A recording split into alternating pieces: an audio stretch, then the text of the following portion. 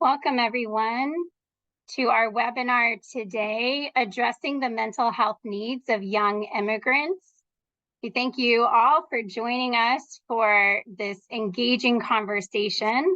I'm Allison Holmes. I'm a senior research associate at the Annie E. Casey Foundation, and I'm with our Research Evaluation, Evidence, and Data Unit. This conversation today is actually part of a larger series about youth mental health, which came from the Foundation's Youth Mental Health Summit, which was held in April this year. And at the summit, we identified a number of themes around mental health and have been continuing to dig into those themes throughout the year in a webinar series.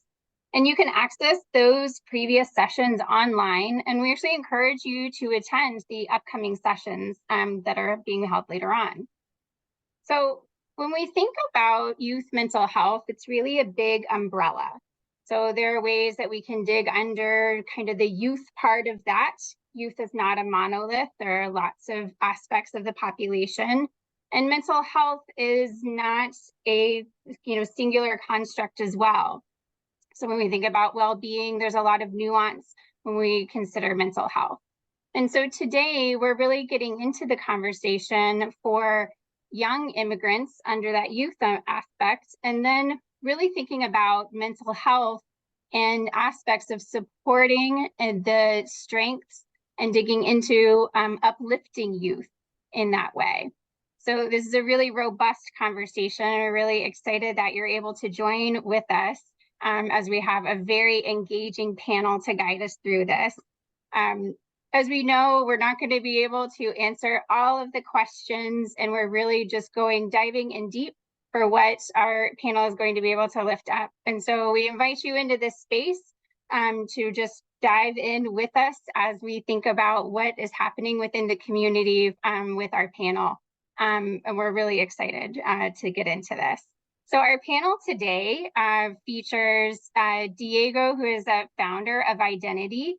And he has been working in this organization and leading that for quite some time, and is a great example of how his work within the community also it involves a lot of advocacy and other work as well. We also have Carolina, who is the program director within Identity and who manages a number of programs within her work there, as well as Enrique, who is a 11th grade student at Wheaton High School and is a participant and has now turned into leadership and was a peer leader within the Encuentros program that you'll be hearing about. Now, before we turn things over to them, I just want to do a little bit of quick housekeeping note. You're going to be hearing from the panel and they're walking through and sharing some of their work and experiences, and we've reserved time at the end for questions and discussions. So you should see at the bottom of your screen a QA box, and throughout the presentation, just pop your question into that box there and we can address those later. So it'd be great if you can type that as you go so you don't forget about that, and we can make sure that we can address as many of those conversations and have a great discussion with the panel at the end. So now I'll turn it over to Diego to help us dive into this conversation. Diego. Gracias, Alison, and buenas tardes a todos y a todas. Good afternoon to everyone. As Alison said, I'm still Diego. Uribu is my last name, but don't bother with my last name. It's difficult to pronounce. But I'm the proud co-founder and executive director of Identity. I'll provide you with a little background on Identity. Identity was founded 25 years ago with the mission to create opportunities for Latino and other historically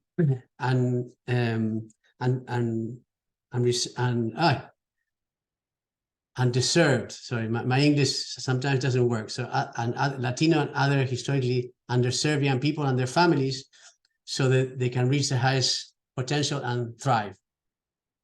Identity focus on a few areas. We serve young people in elementary, middle, high school. We work with disconnected young people, and also we work a lot with their families, particularly with the parents. Identity's work is deeply rooted in the community. There's two values that are very important to us. We have more than two, but two values that I really want to emphasize. One is that to serve others is a privilege and it requires excellence.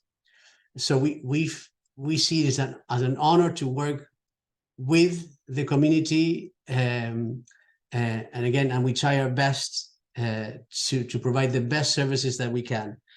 The other is that we see community members as full partners of identity, and basically the way we say it is that there's nothing for the community without the community. And what we're going to discuss today, the model Encuentros, is all about, it was developed by the community, for the community, and run by the community.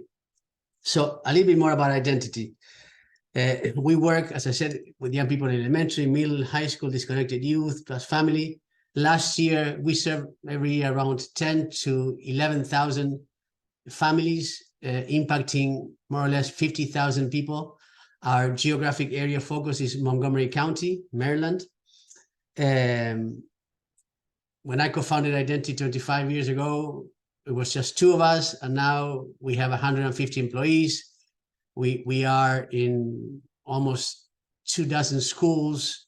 We also have centers around the county, and we have developed quite an expertise in working with young people, particularly with immigrant young people. And we work with young people who have just arrived, second generation, and sometimes few third generation.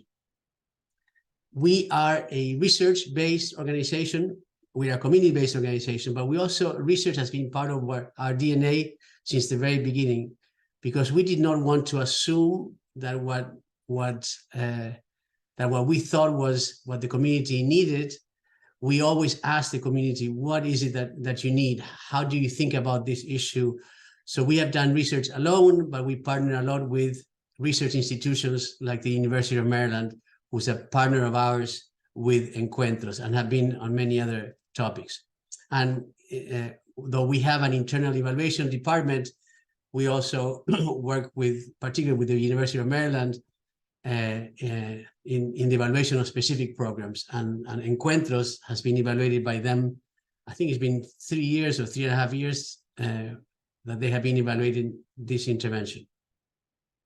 The other thing that you should know is that identity, for every program that we have, or the majority of our programs, if not all, we administer baseline surveys at the beginning, and then we do exits.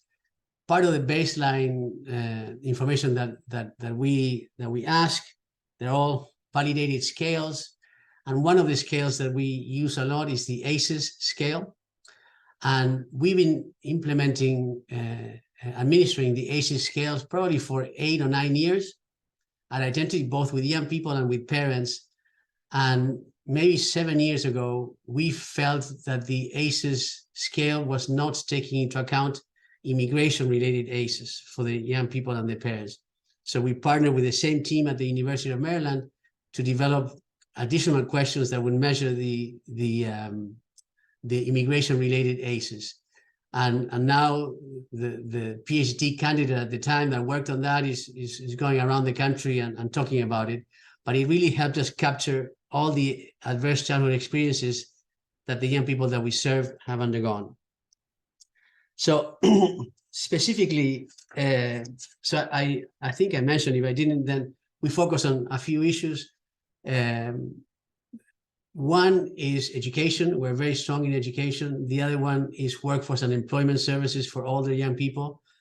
And the third one is social emotional supports. And within social emotional supports, we provide services to parents, to young people, and we have developmentally appropriate interventions that we've developed, that we've adapted. Some are curriculum-based, some are not. The other pieces that we do is, in addition to those 3 topics, we provide a quite robust wraparound services that involves case management, mental health. We also provide recreational activities, etc., in order to provide young people with the services that they need in order to thrive. So a little bit of information about, so Carolina, if you can please switch to the next slide.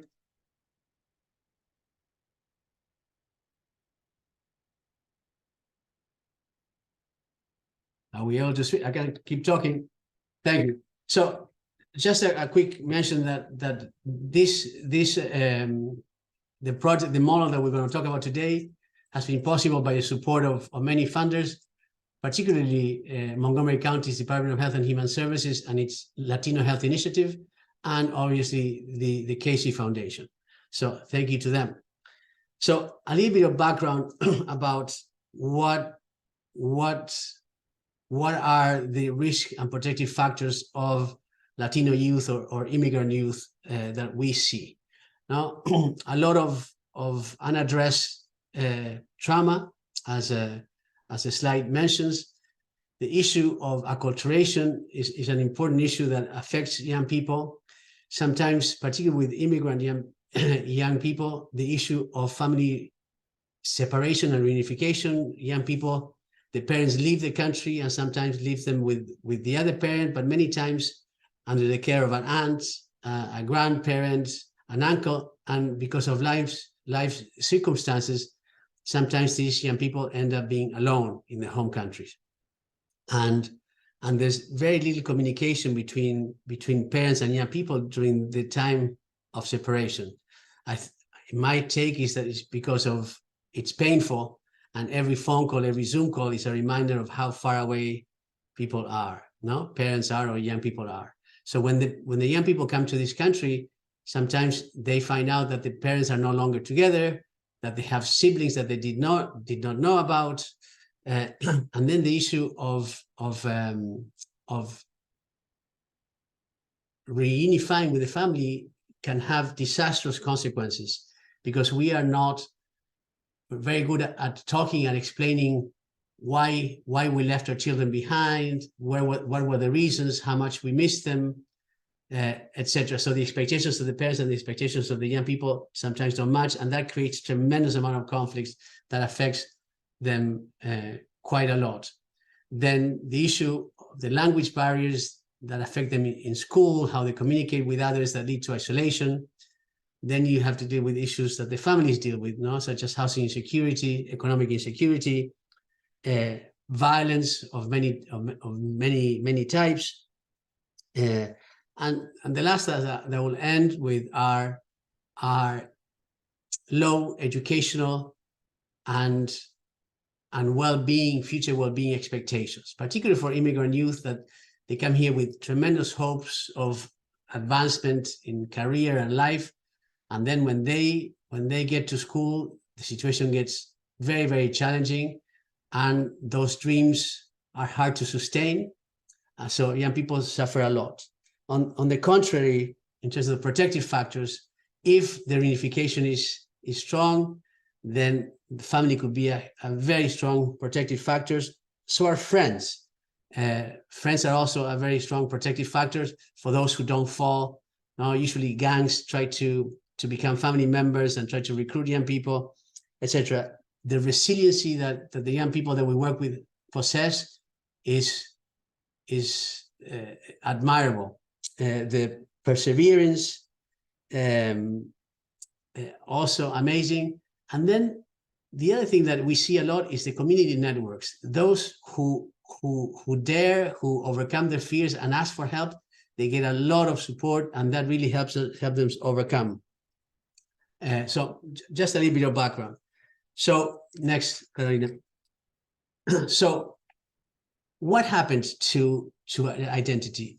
Before the pandemic, young people that we were working with and families were dealing with the difficulties that many immigrant youth and families who live in poverty face. No, these are not things that are unique to the Latino community, but unique to many immigrant communities. At the same time that we were dealing with all these issues, the pandemic hit. And what the pandemic did was it really exacerbated these traumatic events that had not been addressed. for us in the Latino community, within 2 weeks of the pandemic hitting, the majority of the parents that we work with lost their income. So suddenly they became food insecure, housing insecure, obviously economically insecure. And then the infection rates for the Latino community started skyrocketing, where we were, the positivity rate of COVID was below 10% at the beginning. It went to 75% of positivity rate in the middle of the pandemic. There were deaths, illnesses, loss of job, and families were desperate. And that trauma that I talked about, that when unaddressed was deeply exacerbated, families had to move into smaller housing situations where you may have 2 or 3 families in a 1-bedroom apartment. Parents were renting 1 room for an entire family, and then the issues of abuse skyrocketed. So it was a really, really dark time. And at the time where the community needed help the most, the majority of our therapists, and not just identities, but across the country, began to resign from community-based organizations and also from government and school to open their own practices. So identity was left in a very weak position in terms of being able to meet the needs of the community we have never seen these needs before, that level of need and with that urgency. So we had a meeting with community members, and we shared with them how desperate we were and that we were lost, that we did not have answers. And in this conversation, the community reminded us that in their home countries, not very many people go to see a therapist, that they rely on individuals that have that possess skills that are hard to describe, but they're very good listeners. They trust that they're going to keep the conversation confidential, where they create an environment that is welcoming for them to speak, etc. And based on that feedback, then identity, together with the community, developed encuentros. The first encuentros was geared towards parents, because we wanted to reach as many parents as possible, because the young people at the time really needed the parents to be strong for them, to talk to them about what was happening. Remember that we were not seeing each other, we're all in isolation. So basically, we trained individuals that we thought had the skills that were needed for them to really conduct groups in the community. They would use their own networks to penetrate the communities at very different levels. So we trained them. We had groups of adults, females, males. If they were done virtually, they were done in Spanish. They had to undergo the intervention before being able to run the interventions, and they had to undergo the training. And then at the beginning, they co-facilitated them with an identity staff, and if they did well, then they co-facilitated with a peer. The topics that we talked about are the ones here. They were identified by them: anxiety, trauma and resiliency, grief, depression, self-care, assertive communication, domestic and intrafamily violence, migration, and emotional agility. The last thing that I will say is that in addition to recruiting, each person had to recruit from their own networks, and then other individuals began to wanting to become what we call community mental health workers. They were paid a stipend, and they became a core aspect of this intervention. We have thus far run around 2,000 groups, and again, each group is 9-hour sessions, and the group was the impact was so deep that then we decided to develop together with the young people an intervention for youth. That and for that, then I'm going to pass it on to my colleague Carolina or Caroline. Thank you, Diego. And I just want to mention that with the adult encuentros, we've served about 2,000 participants in almost 200 groups. As Diego mentioned, the youth encuentros model has some similarities, but also has some differences from the adult model. And what we've really seen with the youth encuentros model is tremendous growth, in particular since we've returned to in-person instruction in the schools. Even though we still have youth encuentros groups that are facilitated virtually, when that is the best method to reach young people. So our experience with the youth encuentros program has shown that an amazing amount of healing can happen when you create a safe space for building relationships and connection between caring adults and young people, and when they can engage in a open, respectful, confidential, and empathic group discussion about emotional health challenges. And I want to highlight some of the components or some of the elements of the Youth Encuentros program that I think have contributed to the success. First of all, as we mentioned here, the in-person Encuentros groups are conducted using a circle dialogue technique. And I think that really sets the tone in a group that everyone can see each other, and it isn't a case of the adult having all the answers. Rather, all of the participants are contributing to creating that safe space for each other, and each group is unique depending on the participants.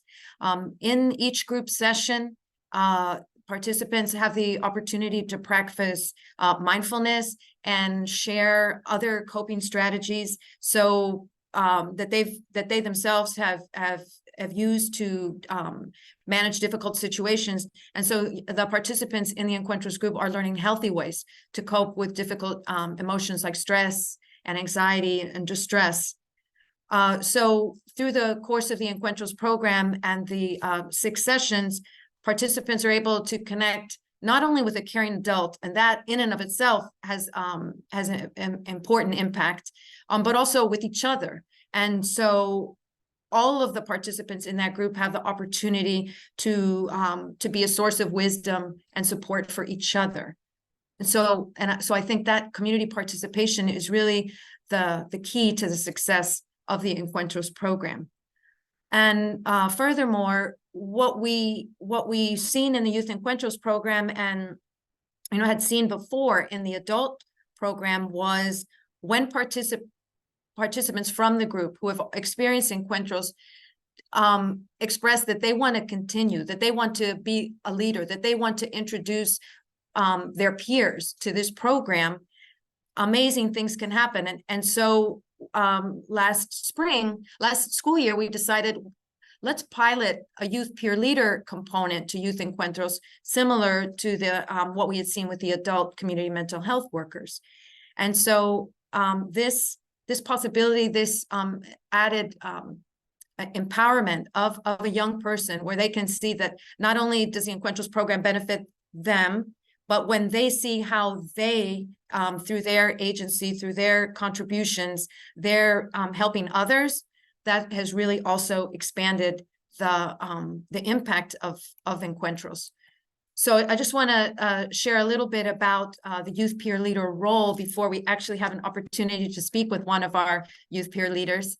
So again, just to reiterate, the youth peer leaders come from an Encuentros group. They participate in the group, and they receive a training so that they're able to assist in co-facilitating and also help with icebreaker activities and building those relationships with the participants in the group. Many of you won't be surprised that using something like WhatsApp also fosters that connection among the participants in the group. And so just illustrating here some of the training then that young people also are trained to on HIPAA, on confidentiality, and sexual abuse and awareness, and also a lot of support around best practices in recruiting participants, and again co-facilitating the session topics. in order to support both our staff and our youth peer leaders, we have regular supervision with the identity staff where we're able to, discuss, troubleshoot situations that may arise, support each other, and also, just review the protocols for the program as well. And I just want to highlight that in each of the Youth Encuentros groups, we, when we have the participation of youth peer leaders, it's a pair of youth peer leaders, and the identity staff, we're mandated reporters, and identity staff are the ones who are handling, any red flags or emergencies that may arise. So before I share a little bit about the outputs and the outcomes of the Encuentros program, I just want to take this opportunity. I'm going to drop the slides here and share with our, we're so proud to have Enrique Mejia. As Allison mentioned, Enrique is an 11th grader at Wheaton High School, and Enrique was one of our first youth peer leaders. And so I'd like to invite Enrique to share a little bit about his personal story and why he feels participating in Encuentros helped him support his own emotional well-being. Okay, hi. Hello everyone. So my name is Enrique, as Carolina said. So I had been in the Encuentros program, and I can say that this program has helped me a lot by finding my emotion, by helping with my emotion, sharing them, and also it has helped me with my family because I came from another country, so it was a little bit hard for me when I came here to actually make friends because I didn't speak the language. So it was like very complicated for me. I had anxiety because I didn't have friends. And also because I was born in Guatemala, and my dad and my mom, they came to this country. So I didn't grow up with them. So it was a little bit hard for me when I came here to have a conversation with them or a good relationship with them. But by being in Encuentros, I learned how to express my emotion, and also like the power of words. So I learned how to have a conversation with them. I always ask them how they are and what they feel. And now I'm feeling like really better with them. And also I made more friends, and I feel more comfortable by being here. So thank you so much for sharing, Enrique. So it sounds like Encuentros not only benefited you as a participant, but then you felt like you were it also impacted your family life and with your friends. I wonder if you could share a little bit about, what it feels like to be in that circle with Encuentros, and how you think that creates the conditions for young people to feel like safe, that they can share about some difficult emotions and experiences that they've had. Yeah, so being in a circle is very important for us because, as we know, a lot of the youth people are actually afraid to talk because they're thinking, what are people going to think about me, or they're going to judge me, or things like that. By being in a circle, we actually give like confidence. We're all equal, we're all together, and if you want to share, you're able to share, because that's what being in a circle is to actually show them that we're all equal. No one is more important, no one is less important. We're all important. And that's why it's very important to be in a circle, to be all together, to share all equal. And so I'm curious if you want to share a little bit with the participants today, that what made you decide to go from being a participant in the Encuentros program to accepting the invitation to become a youth peer leader, and how has that impacted you? Yeah, so when I was a participant, I actually noticed how important it was to take care of our mental health. And I noticed how other youth people have the same thoughts. So I was like, I have to do something. If I can, I will do it. So that's why I decided to be a peer leader, because I wanted to help my other peers. I wanted to show them that there is many ways to work together to actually do things for us and for our mental health. No, thank you. Thanks so much for sharing, Enrique. I have a question. I have a question for you. So if we could go towards the past, and if we saw you before Encuentros at the school, how would you act? How were you acting? How were you at the school? And now, how are you now? If you can share for us like a short video of in your mind, obviously, with your words. I'm not asking you for a video. About how were you in school, the person that people saw versus the people how they see you now. So before being in Encuentros, I was very quiet. I wasn't confident about myself. I was actually very quiet. I was very afraid to talk to people because I thought they were going to judge me, and I didn't know anyone. So I was really quiet, and I didn't talk to anyone. I was actually separate from everyone. But now I say that there's always ways you can. If you don't speak English, it's okay. Don't worry. There are many people that speak Spanish. We don't have to be afraid to show our emotion, because that's very important. Our emotions make our identity, right? So that's how I am now. I think that it's very important to be clear with everyone, to be actually like how you are. You don't have to act like another person. You have to be yourself. Mm. That's beautiful. That's I think that Enrique, that's a beautiful, inspiring message for young people, in particular, young people who are immigrants to this country. And I think I'll continue sharing a few more slides that kind of share, thanks to the participation of young people like Enrique, this program continues to grow beyond what we dreamed was possible. And so I'm going to share a few more slides here, and then we're going to take time for the audience to ask questions as well.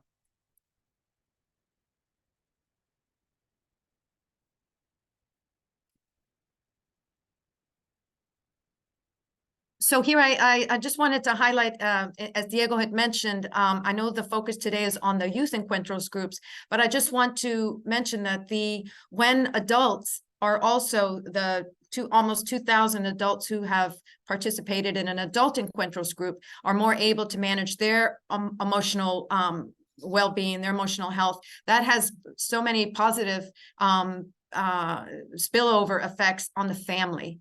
And we've seen that. We've had situations also from our young people's group. So we've done about, with almost 500 participants last year, 44 youth groups. Sometimes our youth participants encourage their parents to join an adult encuentros group because they feel like it would benefit their parents as well. And here, just highlighting how we are continuing to train. Thus far, we've trained 18 youth peer leaders, and we're really seeing a lot of excitement as we're starting groups up this fall. Okay, let me get here. Okay, so just to share a little bit, as Diego mentioned earlier in our conversation, our evaluation partners are the University of Maryland School of Public Health. And from the very beginning, I think that's also been such a unique feature of this project, as Allison mentioned, that from the very beginning, we've been measuring the impact of these encuentros groups using both quantitative and qualitative methods. And so in real time, we've been able to make adjustments based on the input of the community to the program itself. I'm going to go pretty quickly through these slides that focus on our findings with the adult sample. And just sharing a little bit about the characteristics of the adult groups. But just to, again, share the early findings, because we think it's really pertinent to the mental health of young people when their parents or guardians are showing improvement. So again, we're just seeing that the Encuentros program is meeting an enormous need in the community, and participants who are showing a significant decrease in anxiety symptoms after participating. And again, as Diego mentioned, in this partnership with UMD, using validated scales to figure out how we can measure the impact of these sessions. And also seeing similar decreases in stress and ability to cope with difficult feelings, both for the participants, but also as they help their family members as well. Adult participants are better able to manage their own feelings of sadness and despair, as well as helping their friends and family and helping their children. And again, just to emphasize, taking care of their own emotional well-being and the positive impact that has on the family and on young people. So our youth sample is smaller, as we've mentioned, and this gives you a snapshot of the mean age, and it's about 50-50 female and male participants. It's also been very, one might think that Latino males would be reticent about speaking about their emotional health in groups, but we're really finding when we listen to our male students that the Encuentros groups have been really having a positive impact on their emotional well-being, and just being able to be in a space where they can speak of these emotions has been powerful for them as well.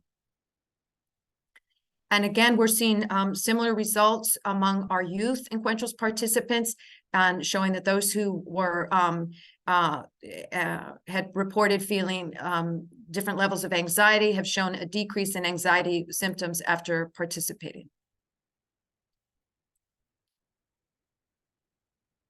And again, just showing the feelings of connection after participating, and recognizing that the power that feeling connected to each other, to participants, it really has such beneficial impacts on the mental health of our young participants. And sometimes it's possible that a participant in Encuentros may be ready to seek professional counseling, but many times just that experience of participating in the Encuentros group in and of itself has been what they needed, that connection and that feeling of belonging, and having a space where they can talk about difficult emotions and experiences.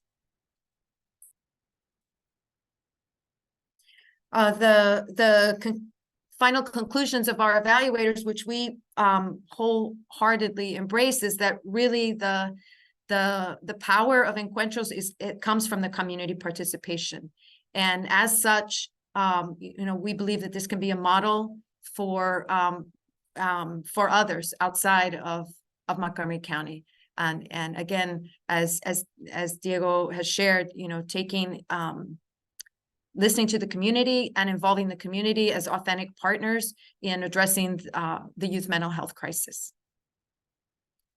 So I know that Allison, you are going to guide us a little bit in taking questions from the audience. Yes, and thank you all for posting your questions, and thank you so much to our panel for sharing so much wonderful information. First off, we have a lot of love and support and cheers coming in for Enrique, so thank you, Enrique, for being with us. We are all, lots of love coming in for you. This is just so great to see, and lots of support for that. So cheers to you. Enrique, maybe let's just start with you again, and kind of get some reflections here. I'm just curious, I mean, as you're really starting to kind of dig into this, and just really moving to hear your experience in what you've been doing with Encuentros. I'm curious though, if there's like a difference that you've seen in your work with Encuentros with any other programs that you've been involved with. And because this was just really powerful what you've been sharing. So I'm just curious if you feel like there's any differences comparing across other programs. So something that I really feel about Encuentros is that in Encuentros you feel like you're in a family. They make you feel like you're in a family. They make you feel like they're part of your life. So Encuentros make me feel, when I have been in Encuentros, they made me feel very comfortable all the time. They always asked me how I was, and if I wasn't comfortable there, I could talk to someone. And I think that's a really big difference from Encuentros and other programs, because making you feel like you're in a family, like you're with your friends, like you're like in your home. It's really important in a program. I appreciate that. That's so powerful and really speaks to some of those core values that we heard about earlier, and to hear that that's really translating into the experience is really amazing to hear. Thank you for sharing that. I wanted to lift up a little bit of what was coming into a couple of questions, and there's a really great, powerful science question. So we always want to hear about like what works, right? Like it's like this on-off question in science for programming, but in some ways that kind of misses the mark a bit, because it's not just on-off, does it work? It's really getting to what works for whom, under what conditions, right? Where there's a lot of nuance that comes into this. And that's really coming into a couple questions that folks were raising, for if there were differences between the ways that boys and girls have experienced encuentros, and similar for the adults, if there are differences between moms and dads. So I don't know, Carolina, if you maybe want to speak to some of the experiences for adults, and Enrique, if you maybe wanted to speak to the experiences for youth. Carolina, do you maybe want to start with the adult experience?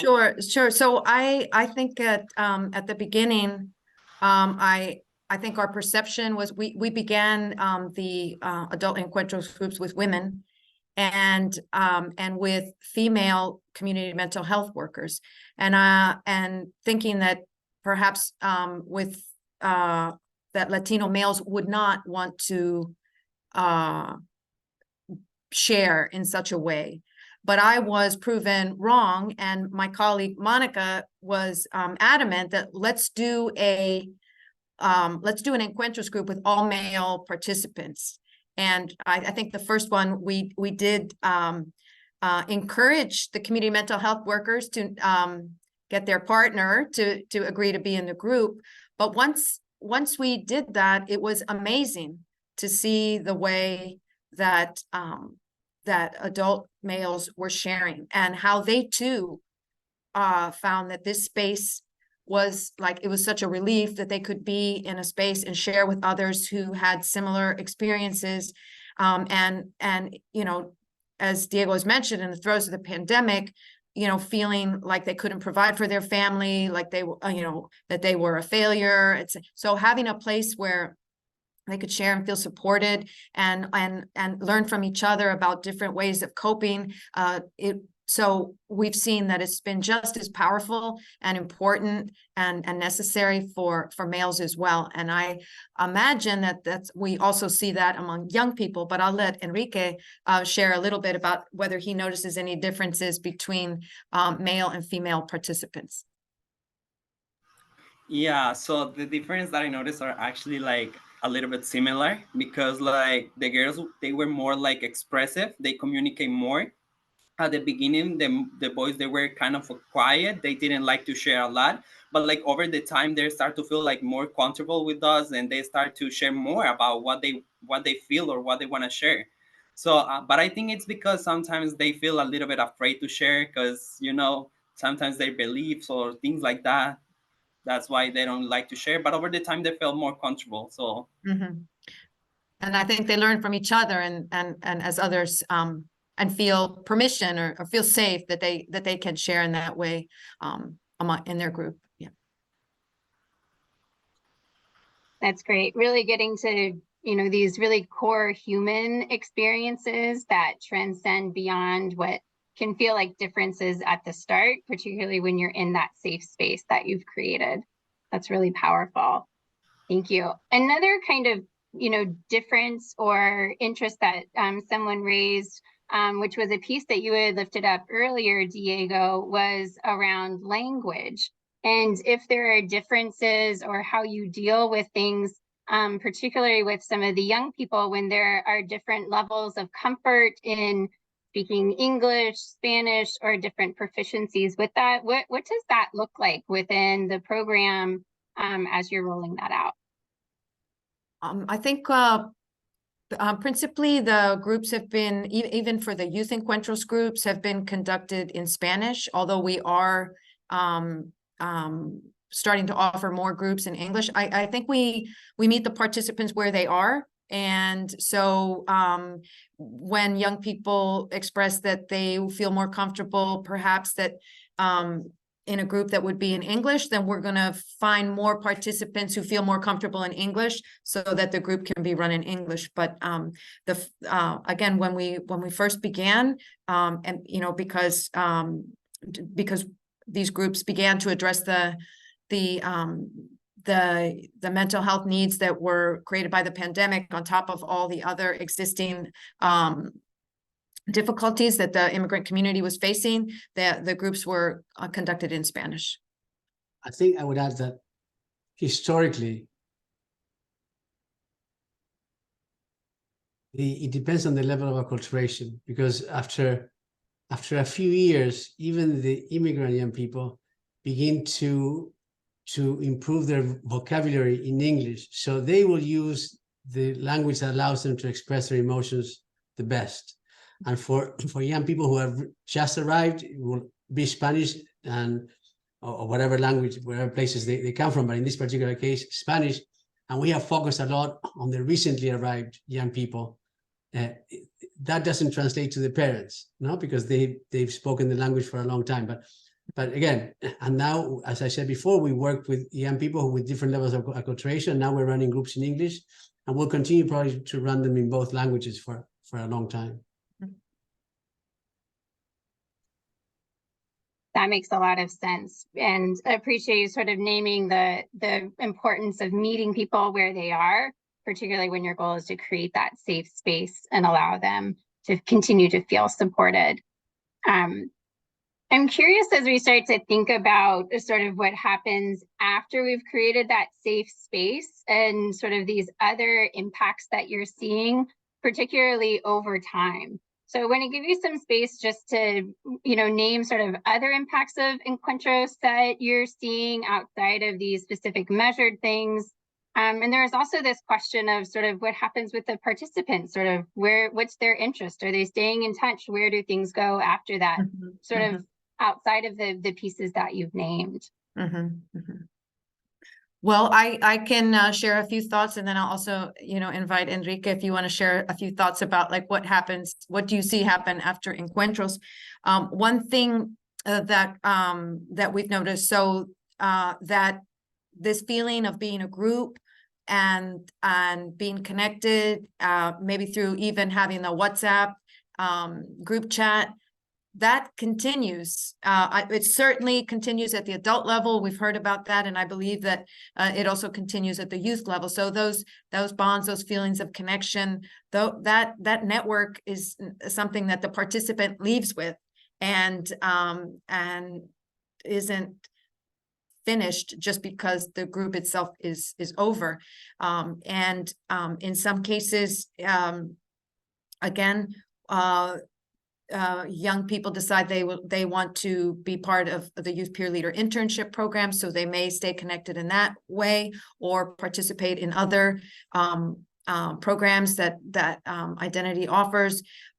But I feel like that that they're still part of the network, and they're still referring their peers, even if they're not a peer leader. They're still telling their friends about it and coming to us and saying, my friends want to be part of this group, or they need this group. I don't know, Enrique, if you have other thoughts that you want to share, what happens after encuentros for participants. Have you seen that at Wheaton?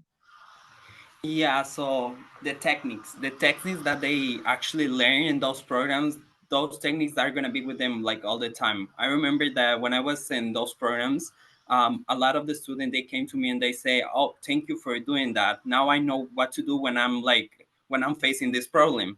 Now I know what to do when how I have to relax myself or things like that. And I know that they're going to share with their friends. They're going to say, oh my God, mira, like I learned this, you should use it. So I think that those things that they learn in these groups are going to be like in their heart, in their mind, and they will, for sure, they will share that information with others. So, Alison, I think part of your question was also what are other benefits? No? So one of the things that we see, we are not measuring this. We measure the impact in anxiety, depression, and the results are great. But one of the things that happens both with the young people and the adults is that sometimes the immigrant community members are not seen as someone who can contribute to society in a positive way. We tend to be recipients of services. And what it does is really empower, again, adults and young people in a way that, again, we have not measured, but suddenly you're helping your fellow young people or fellow adults. You're creating a community of individuals around you that feel empowered, that walk differently in the hallways or on the streets. They also earn income that supports themselves and their family members. So they have a lot of pride in themselves, and that shift from going to recipients of services to the one providing the services, having, for those who are not leaders like Enrique, but also having the answers, no, at the group level, it really changes the dynamic at a human level, no, that it is so basic, feeling proud of yourself that you're supporting others versus always being seen as someone who needs help, etc. Mm-hmm.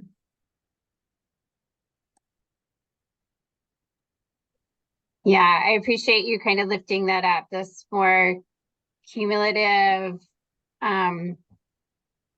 piece is really critical, especially when we're thinking at this community level as well. And there's researchers in the audience. There's more work to be done.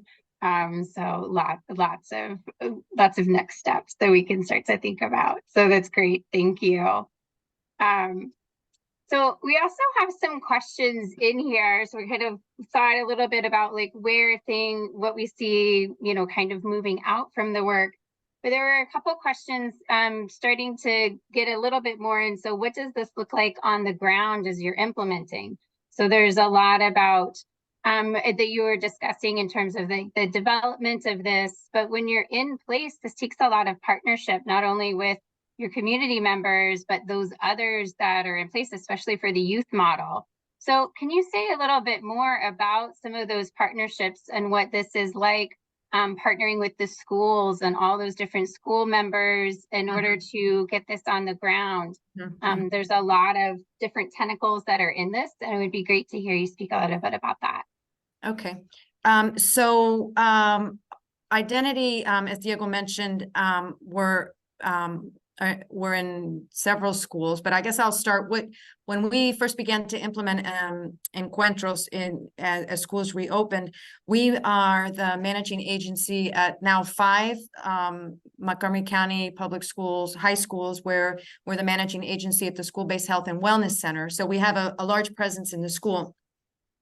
So in those schools where we have other programs and services at the wellness center, where we have a big presence, and this we were able to offer the Encuentros programs during lunchtime, after school, through the wellness center. Sometimes as we've grown to other high schools where we don't have such a large presence, we really first of all, work hard to build that relationship with the school leadership. So that's key, that we are providing services in the school as a partner for the school, and identifying those champions in the school, for example, so that those initial recruitment sometimes happen by, because the initial Encuentros groups we were implementing with immigrant youth. So we often are speaking with English as a second language department, and we may go into a couple classes and present the Encuentros program, invite young people to consider being part of it, come to an information session. And what we found is, once we have that initial contact and connection, and maybe identify a group of young people to be in 1 or 2 groups. After that, it's the young people themselves that are sharing, that are talking to their friends. So in one school where we were at, we thought we'd start with 2 groups, and we ended up with like 5 or 6 by the end of the semester, just through word of mouth. So what it takes in a school is champions, because when you know, being able to use the teacher's classroom during lunchtime, or use the conference room in the media center. So building those relationships with the school leadership, with the caring adults in the school, so that we can find those spaces where we can offer the program and serve more young people. Is that? That's super great. So when someone had asked in the comments if Encuentros was available in California, we're not quite there yet, but it kind of. But I think it's important to say we are in Nevada, in Oregon, in Washington, not California. Just joking. Joking.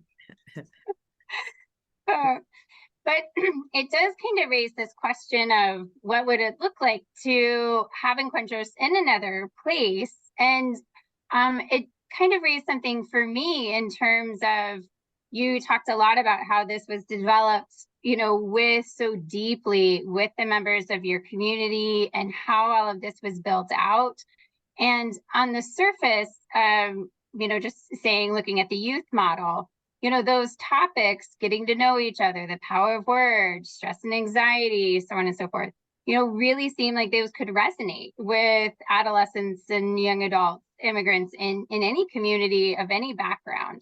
So I'm curious, as like you think about that, can you say a little bit more how you feel like this fits, like specifically with your community and its young people, or how this could translate to other communities? And what that could look like. I don't know if you want to, do you want us to start, Diego, and then I can chime in? Okay. So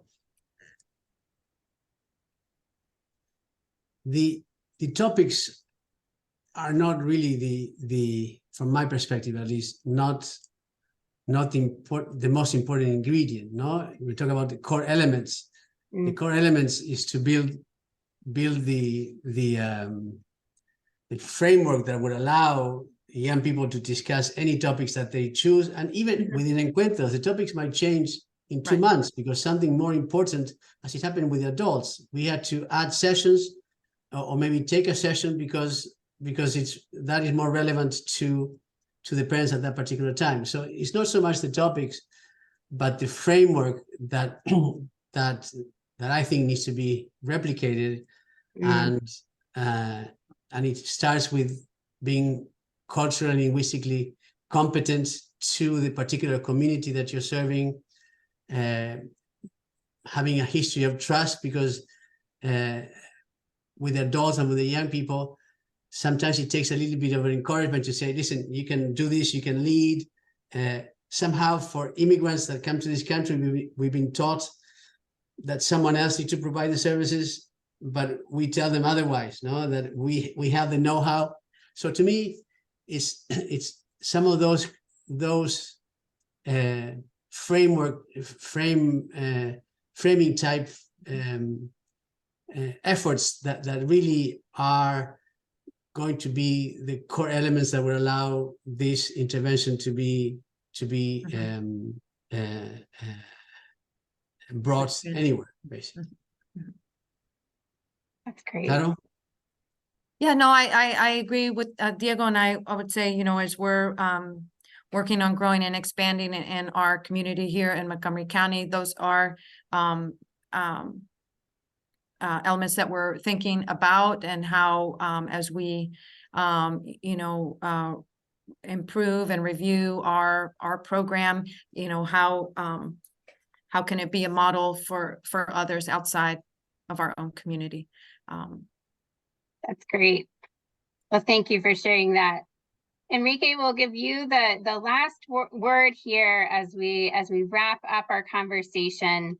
What's one thing that you would like our audience today to walk away with as they think about youth mental health, especially for immigrant youth? Can you repeat the question, please? Sure. What's one thing that you would want our audience today to walk away with as they think about youth mental health, especially for immigrant youth? Yeah, so something that I would like you to all take is that mental health is important. It can be hard sometimes. It can be really difficult to handle it, but there is always help. There's always people that support you, people that care about you. Like us, we care about your mental health, the mental health of everyone.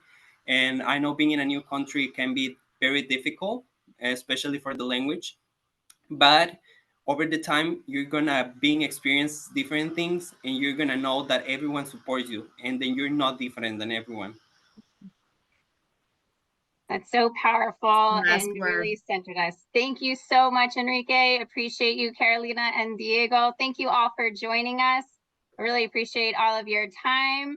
And please come back to the website in order to get the recording and share with others. Have a wonderful afternoon, everyone, and a great holiday week. All Thank the best. you. Thank you. Thanksgiving.